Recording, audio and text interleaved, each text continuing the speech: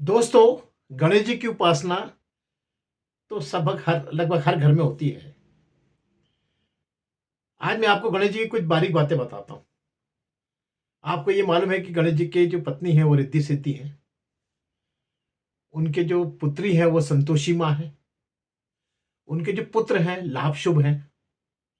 उनकी पुत्र वधुएं जो है पुष्टि तुष्टि है। यहाँ तक तो आपको मालूम हो सकता है। अब मैं आपको आगे की बात बताता हूँ कि इनके जो पौत्र हैं वो आमोद प्रमोद हैं। और इनके पड़पोत्र जो हैं आनंद वैभव यश गर्व, ये इनके पड़पोत्र हैं। इनके जो आराध्य हैं वो अर्धनारीश्वर हैं। और महाराध्य जो है वो राम दरबार माना गया है कि ये इनके महाराध्य हैं। अब इनके मैं आपको जो चार रूप हैं, हर युग में इनका अलग रूप रहा है। जैसे सतयुग में इनको मथोष्ट मथोष्ट कष्ट गणेश जी कहा जाता था। तब उस समय ये शेर पे सवारी करते थे। इसके बाद जो है सतयुग के बाद जब आया त्रेता युग, तो त्रेता युग में जो है मयूरेश्वर गणेश जी के नाम से ये विख्यात हुए और मयूर की सवारी इन्होंने करी। फिर उसके बाद आया द्वापर। द्वापर में इनको गजानन गणेश जी के रूप में जाना गया। फिर जो चौथा जो समय आया, जो आने वाला है, उसमें इनको धूम्रकेतु गणेश जी कहा जाएगा। जब जिसमें इनका रंग जो है धुएं जैसा रहेगा, सांवला। और उनका जो सवारी जो रहेगी वो घोड़ा रहेगा, जो कि काल्की अवतार के साथ में वो सहयोग करेंगे। ऐसा ये लिंग पुराणों में और स्कंद पुराणों में इसका लेख मिलता है। अब मैं आपको जो गणेश जी के बारे में कुछ और छोटी छोटी बातें बताता हूँ जो बड़ी बारीक हैं।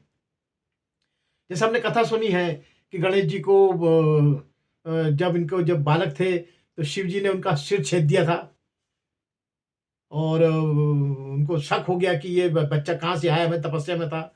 तो कुछ ऐसी जो ऑर्थोडॉक्सी जो ये भ्रांतियाँ जो चल रही हैं, उसके बारे में आपको मैं बता दूं कि आप भी समझते हैं कि जो त्रिकालदर्शी महादेव थे, जब उनके सामने पहरेदार के रूप में गणेश जी आए, 12 गणेश जी के रूप में, उसको देखते ही उनको उनका जो त्रिकालदर्शी थे उनको समझ में आ गया कि ये गणेश किस प्रकार से आया है। और वो थोड़े चिंतित हुए कि इसका शरीर तो बड़ा बलिष्ठ है, लेकिन इसका जो अपर माला है ये खाली है, बुद्धिहीन है बालक।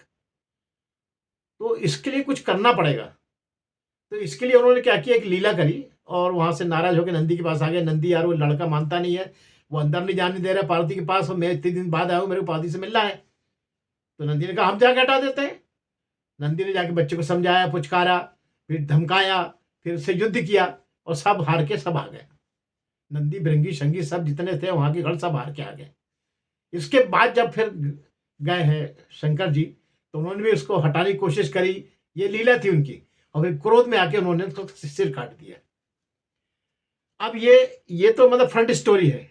अब इसके पीछे की स्टोरी सुन लीजिए कि गणेश जी एक्चुअल क्या है। गणेश जी राक्षस है।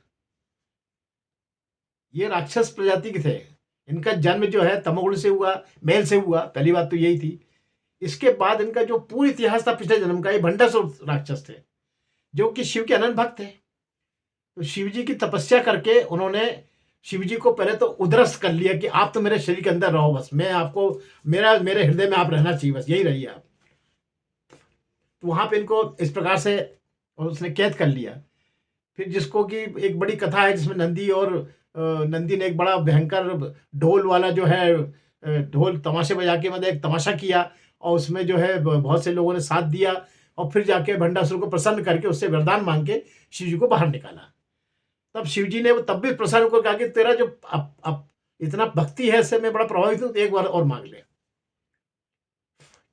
तब भंडासुर ने कहा कि मुझे आप बस जो है सरस्वती का वरदान दीजिए।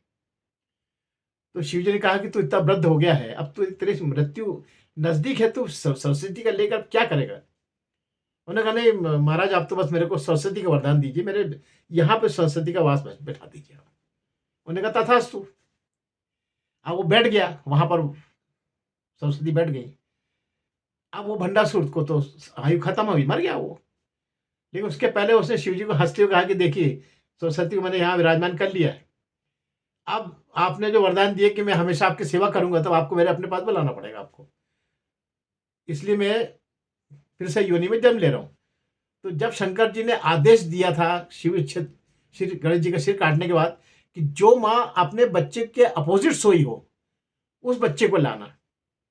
तो ये चूंकि ये भंडासुर जो था जब पैदा हुआ, तो शुरू से सरस्वती का भंडार था ये। तो इतना तेज था, इतना चैतन्य था कि बहुत अलर्ट था कि इसके लिए माँ इसकी चिंता नहीं करती थी कि जब उसको भूख लगी खा लेगा, जब भी कर लेगी, जिससे लड़ना लड़ आएगा, हरा के आ जाएगा, सब इसको उनको आइडिया था। इसलिए वो निश्चिंत होकर दूसरे मुंह करके सोई थी। और तभी इसका गजा का सिर काट के गणेश जी पर प्रत्यारोपित किया। तब गणेश जी ने इतने बड़े बड़े ग्रंथ लिखे उस सरस्वती के सिर के वरदान से। उन्होंने बड़े बड़े पुराण लिखे, गणेश वो सब दुनिया भर के बड़े बड़े काम किए। और अंत में जो है वेद व्यास जी के साथ बैठकर उन्होंने पूरी महाभारत लिखवाई। तो ये जो है ये ऐसे मतलब अलौकिक संत हैं। अब इसमें एक आपको मिथक और सुना देता हूँ लगे लगे कि जब इसके बाद जो है ब्रह्मा जी ने उनको वरदान दिया कि आप प्रथम पूज्य होंगे। तो ये वरदान भी पहले से मिला हुआ है उनको कि ये जो वरदान है, ब्रह्मा जी ने तो उसका रिपीटेशन किया है। कैसे? ब्रह्मा जी ने जब मानव सृष्टि की रचना करी, मनु और शत्रुपा को बनाया, तो उसमें 7 चक्र में उन्होंने स्थापित किए थे पूरे शरीर में कि ये जो अपन ऋषि संतान है, सब ऋषि संतान तपस्या तो करेंगी। तो इनको इनकी तपस्या का बढ़ने का जो रास्ता बनाया था, मूलाधार चक्र, स्वाधिष्ठान चक्र, मणिपुर चक्र, अनहद चक्र, विशुद्धि चक्र, आज्ञा चक्र, सहस्त्रधारा चक्र, ये उन्होंने इसका इसका क्रम रखा था। तो मूलाधार चक्र में उन्होंने गणेश जी को पहले से बैठा दिया था, आदि गणेश को, कि जब तक कोई आपकी उपासना नहीं करेगा तब तक वो तपस्या में आगे बढ़ ही नहीं पाएगा। इसलिए गणेश जी को प्रथम पूज कहा गया कि वो उसकी तपस्या करके, इनकी गणेश जी की तपस्या करके आगे बढ़ेंगे। तो मूलाधार चक्र में उन्होंने इसलिए बैठाला गणेश जी को। दूसरे जो स्वाधिष्ठान चक्र में बैठाला ब्रह्मा जी को। मणिपुर चक्र में चूंकि नाभि का पेट के पास का था, वहां बैठाला विष्णु जी को। और अनाहत चक्र जो है हार्ट के पास का था, इसमें बैठाला शिव जी को। कि शिव जी जो है हर प्रकार के दिल और सच्ची बात की साक्षी हैं। इसलिए इनको दिल के पास बैठा कि आप सच्ची बात जो करेगा वो यहाँ तक, ये जहाँ चक्र जागर होगा वो अच्छी बात करेगा, अच्छा काम करेगा। और ये विशुद्धि चक्र जो है, ये वो चक्र है जहाँ से आपके जितने भी जो पाप पुण्य हैं वो सब जब निमिष हो जाए तभी आपकी ऊर्जा आगे बढ़े। और उसके लिए उन्होंने ईड़ा पिंगला नाड़ी बनाई, बीच में सुषुम्ना नाड़ी बनाई कि ये आपका परिशोधन करके जब आपका सब परिशोधन हो जाए तब सुषुम्ना नाड़ी में आपकी ऊर्जा चढ़े और फिर आज्ञा चक्र में आए, आज्ञा चक्र से सहस्त्रधारा चक्र में फैल जाए।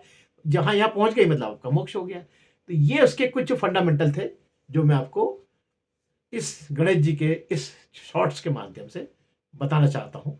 तो ये जो है, आप गणेश जी को बहुत हल्के में मत लीजिए।